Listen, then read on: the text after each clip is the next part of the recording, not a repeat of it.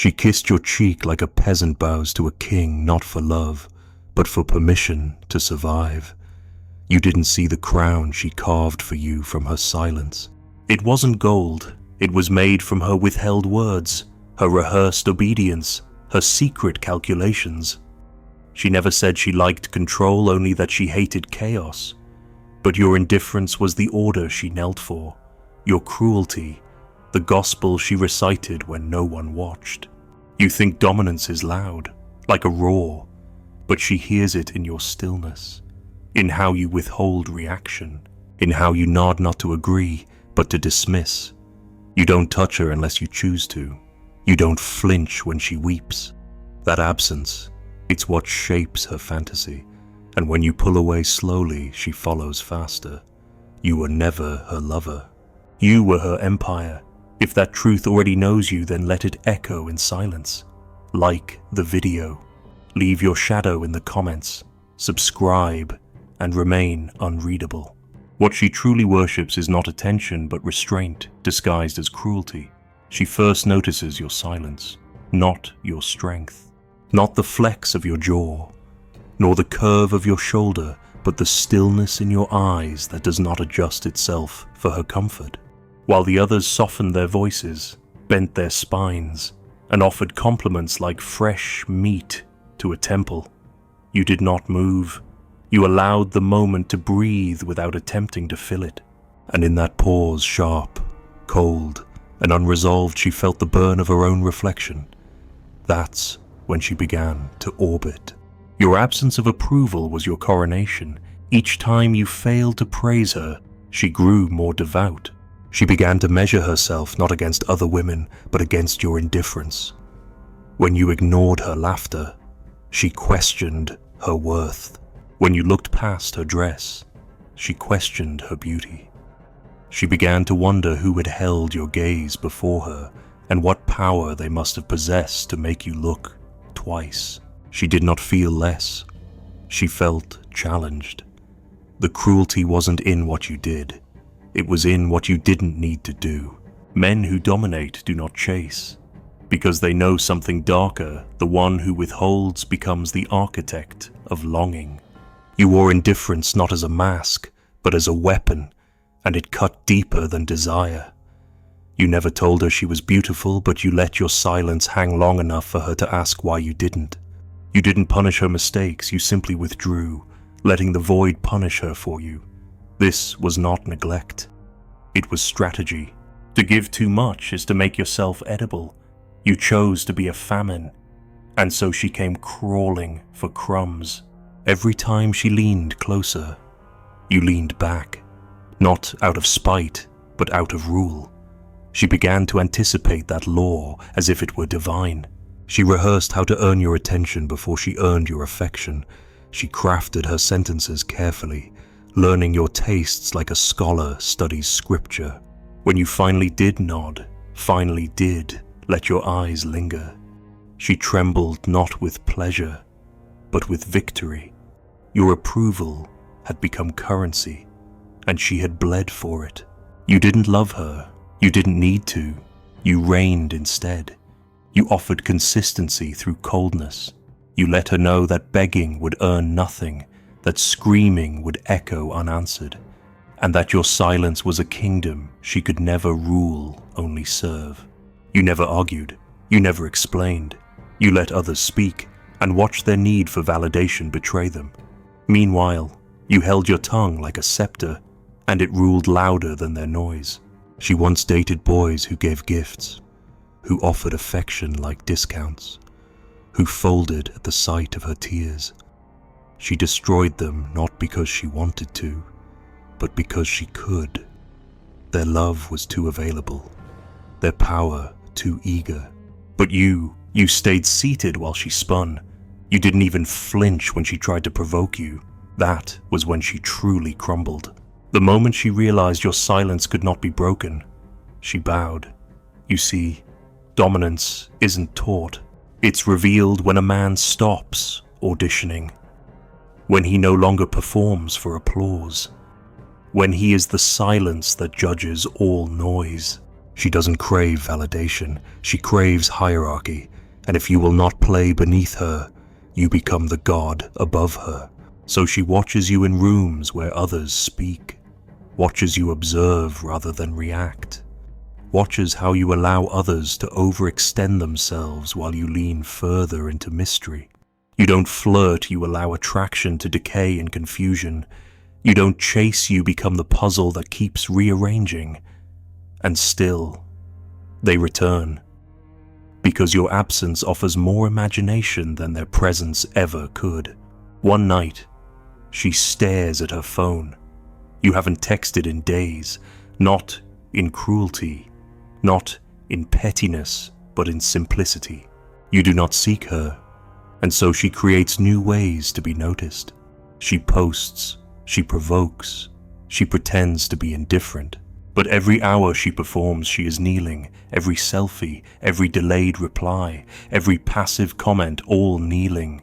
Worship disguised as rebellion, and when you finally reappear, your message is short. One sentence, maybe less. You do not ask how she's been. You do not comment on her appearance. You simply make a statement, an instruction, a declaration, and in that moment, she forgets the pain. She forgets the waiting, because now the king has spoken. You are not dominant because you punish. You are dominant because you choose when to appear. And when you do, you offer nothing more than presence. That is the cruelest gift, because it feels like love, but costs you nothing. She is loyal to your silence, not your kindness. She waits not because you asked her to, but because she no longer knows who she is without your judgment. You've become the mirror she checks herself in every morning, not because you complimented her, but because you didn't. Your absence became her ritual, your coldness her fire. A woman will never tell you this. She will never confess that your indifference governs her more than affection ever could. She will never say that your silence arouses more fear and fantasy than the words of 10 lovers. But you know. You've seen it in how she corrects herself mid-sentence, in how she lingers near you without speaking, in how she dresses more carefully around you than anyone else. Not to impress, but to avoid disapproval. It's not fear, it's gravity. You became the sun, and now every movement of hers is in orbit. You don't ask questions. You don't explain your past. You don't compete. You rule by absence, by mystery, by law. You are not cruel. You are simply not available to be ruled. And the woman who wanted power now wants your favor. The girl who broke boys now waits for you to nod. If this whisper already rules part of you, let it grow. Like the video. Leave your ghost in the comments. Subscribe. And remember, silence wears the sharpest crown. A woman doesn't fall for what you offer, she starves for what you deny. She doesn't remember what you gave her, she remembers what you never let her have. The hunger began the moment she realized you would not feed it. That your attention was not a faucet she could turn with charm, or desperation, or skin. You made it sacred by making it scarce. She became ravenous, not from what you withheld, but from how perfectly you withheld it, with precision, with calm, with such poise that it almost felt divine, like you had trained yourself not to need. And now, she trains herself to need less, only to be worthy of your table. You made her thirst elegant. She began to admire her own suffering. Her ache for your presence turned into ritual. She dressed for it, fasted for it, learned silence for it. She stopped oversharing, stopped demanding. She learned how to wait, not because you told her to, but because your absence taught her that begging would buy her nothing. And so she starved in grace, and began to believe it was love. You see, men who dominate don't just withhold, they curate. Every gesture becomes calculated generosity. Every glance becomes a banquet. But you never serve the full meal. You let her taste what could be and then vanish before the swallow. She sees your approval once a week. Perhaps a single word, a lingering stare, a hand that brushes her back without pause. She returns home with that fragment, replaying it like a sermon, trying to decipher the recipe. What did she say that made you stay a second longer? What flaw did she finally bury? She doesn't want more, she wants to deserve more. You made your scarcity a test, and now her identity is the answer. She becomes better for you, more controlled, more contained. She reshapes herself to fit your appetite, not your need, your restraint. You showed her what it means to not devour, and so she devours herself in silence. You once gave her nothing for 3 days, not a message, not a touch, not a glance. And when you returned, you simply said, "You still want this." Not "I missed you," not "I'm sorry," just a question. And the absurdity of it didn't insult her, it branded her, because the hunger in her screamed yes, even as her pride trembled. That was the moment she knew she was no longer choosing you. She was craving you. There's no logic in this. That's why it works. If you fed her fully, she'd forget you. If you pleased her too quickly, she'd rot with satisfaction. But you starve her perfectly, just enough to keep her alive, just enough to keep her dreaming. She dreams in shadows now. She interprets your absence like scripture. What does it mean when you don't reply? What does it mean when you do? Other men speak too much, offer too much. They flood her with sweetness, drown her in compliments. And she walks away full but sick, overfed, under-respected. But you serve her silence, cold and plated, minimal, a tasting menu of power. She keeps returning to your table, hoping for more, knowing she will never get it. That's what keeps her loyal. Not fulfillment, but famine. You do not need her. She knows this. You could vanish and still breathe, still rise, still rule. That's the part that feeds her most. Your detachment is her seduction. You are not addicted to her body. You are not blinded by her beauty. You are capable of walking away, and yet, sometimes you stay. That contradiction binds her. She wants to be the reason you linger, and the fact that you haven't told her why you do makes her worship the question. The hunger becomes holy. She texts you late at night, not with desperation but with doubt disguised as charm. You read it, then let the screen dim. You respond the next day, or not at all. When you do respond, it's brief, clean, sharp. A sentence without decoration. She reads it 12 times, not because of what it says, but because of what it denies. You did not flatter her. You did not chase her. You acknowledged her. And then you went back to your kingdom. You make your love conditional, not by threats, but by silence. You reward only when earned. You punish only by retreat.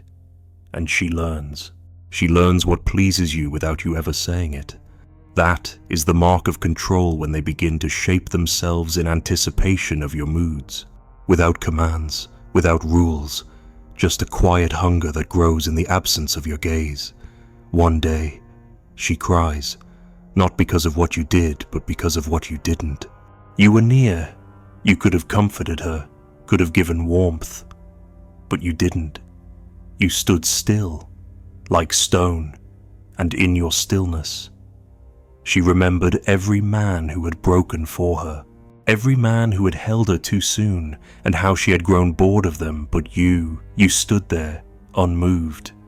And that coldness felt honest, it felt earned, it felt like truth. She hates you for it, she adores you for it. Her friends say you're cruel, that she deserves more, that you are distant, distracted, disinterested.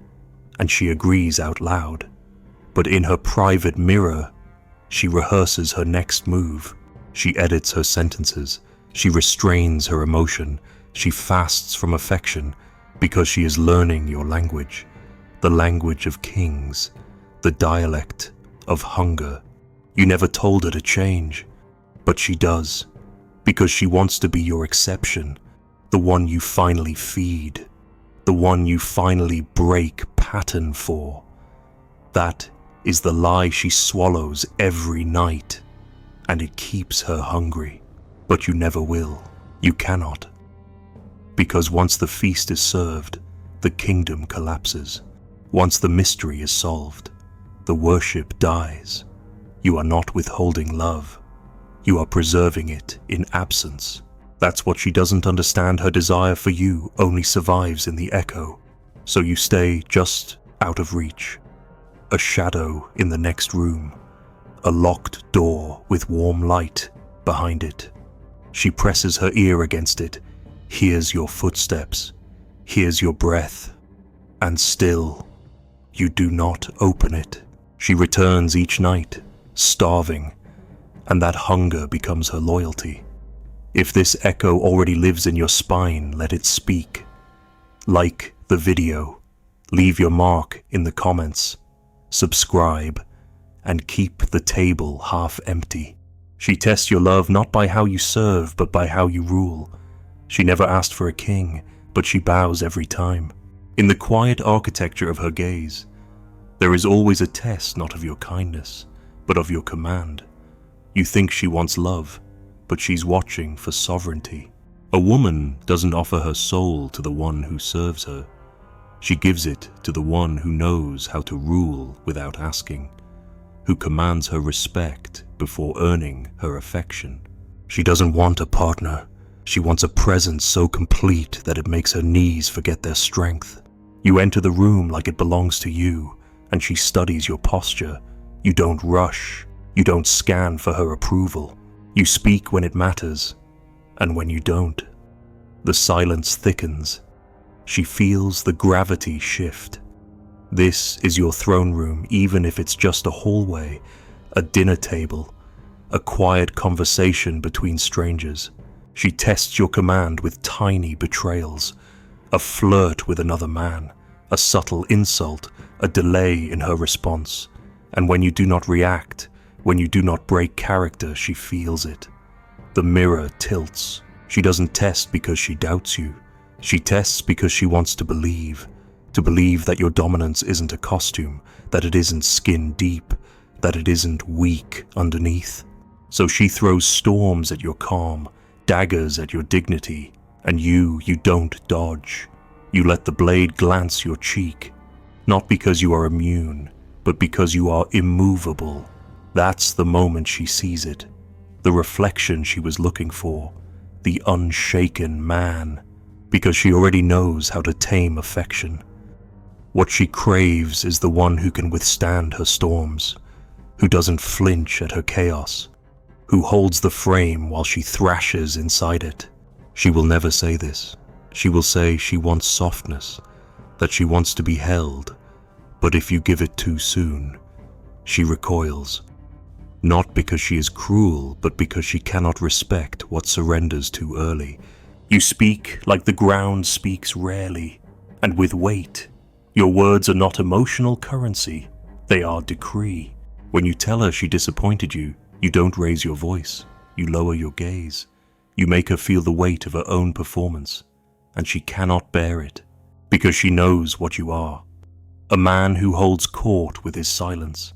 A man who doesn't chase the guilty, but lets them walk away, knowing the door will never open again. That is your power.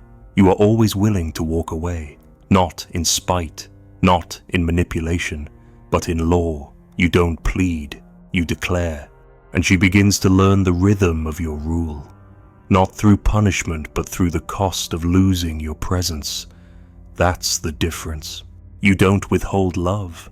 You hold love as something too rare to be poured freely. And she begins to kneel not because you demanded it, but because she can no longer see herself without your reflection. She used to admire men who chased her, who folded, who texted at midnight. But now she watches your restraint and feels something sacred fear. Not the fear of abuse, the fear of irrelevance, of being forgotten by a man who doesn't need her to remember who he is. And when she tries to twist the mirror to make you question yourself, to make you jealous, you don't bite. You lean back, you let her perform. And when she finishes, you stand. You say nothing. You leave her in her theater, and the silence that follows becomes her shame. She rehearses again, rewrites the script, realizes she does not want to win. She wants to be seen and ruled, not with violence, with structure, with law, with something older than language. Your throne is not built from arrogance. It is built from limits, boundaries, the unshakable fact that you will not trade power for pleasure, that you will not lose the mirror just to keep the girl. And that makes her reflection more precious, because she knows she can vanish from your world and you will not collapse. That terrifies her, and that anchors her. The throne is not a seat. It's the space you don't fill when others beg you to. It's the argument you don't join, the apology you don't give when guilt is forced upon you. It's the moment you let her walk out the door and don't follow. That silence, that refusal, it reflects her deepest fear that love is not enough to break you. She tests it over and over. Will you bend if she cries? Will you soften if she threatens to leave? Will you chase if she disappears for days? And each time you don't, she sees the king again, the immovable, the one who chooses presence, not performance. There will be a night when she breaks, when the test fails, when she yells, accuses, declares that you don't care, and you will simply watch her, not with cruelty, with quiet command. You will let her finish. Then you will stand, and in that silence, in that calm refusal to entertain madness, she will see the mirror again, her reflection wild, needy, chaotic against yours, composed, and she will crumble, because that was the test, not of your love, of your rule, and you passed. So she kneels, not in shame, in clarity. She no longer wants to dominate. She wants to be led, to be shaped by a presence strong enough to resist her storms, a mirror that doesn't shatter when she screams. You don't celebrate. You don't mark the moment. You simply return to your silence, your order, your law. She follows, not because you asked, because you didn't need to. That's the crown. That's the hunger. That's the mirror. If this echo already knows your name, leave it behind. Like the video. Let your reflection write in the comments. Subscribe, and hold your throne in silence. She stands at your door in the rain, holding a gift she never meant to give her defiance, now silent. Behind her, the world screams her name, but inside your chamber, it is quiet. And in that quiet, she sees the only thing she ever feared, her own eyes, reflected back without power. You do not open the door. You do not need to, because the throne was never a place. It was the silence where she forgot how to rule and remembered how to kneel